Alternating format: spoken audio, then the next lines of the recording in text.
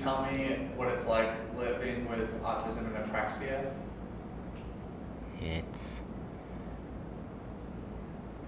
It's like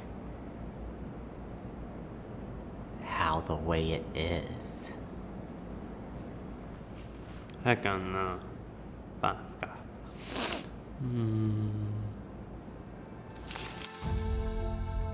Andrew's 23 now, and when he was 2 years old is when we began to notice he started to behave differently. He had no eye contact.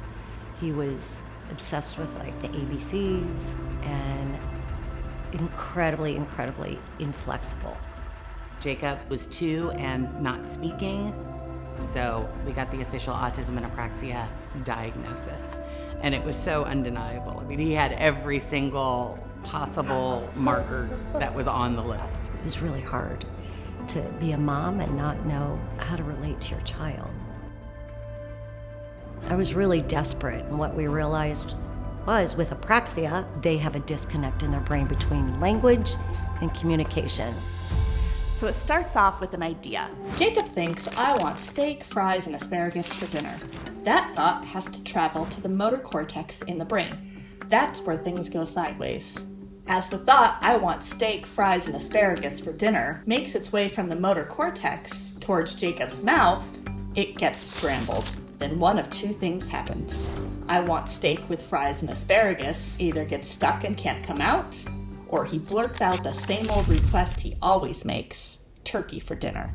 When you are speaking requires the coordination of around 100 muscles, like your tongue and your lips. Then you have your vocal cord, your breath, your jaw. All these fine motor parts need to work together to produce just one sound. So what we need to do is simplify the process.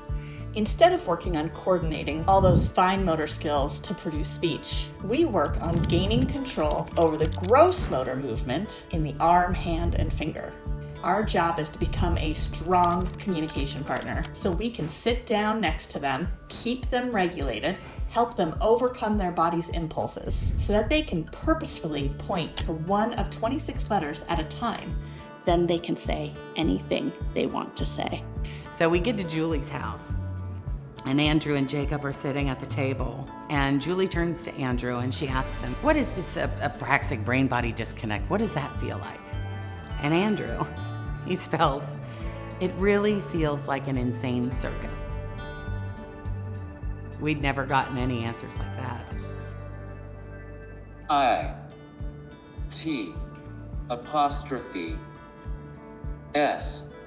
It's like trying to take one tiny simple step forward but finding yourself at the base of Mount Everest.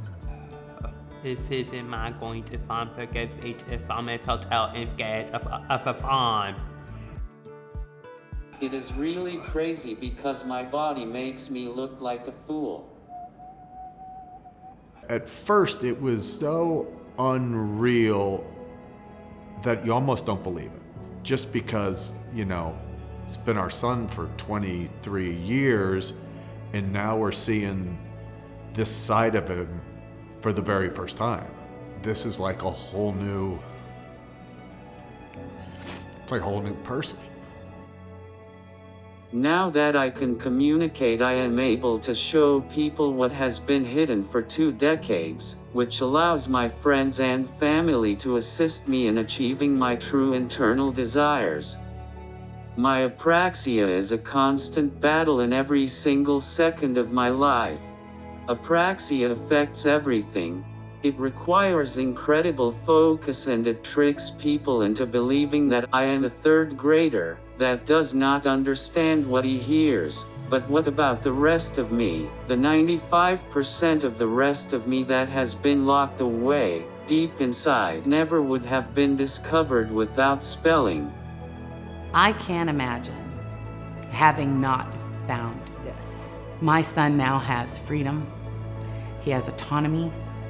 He has the ability to build the life he wants for himself.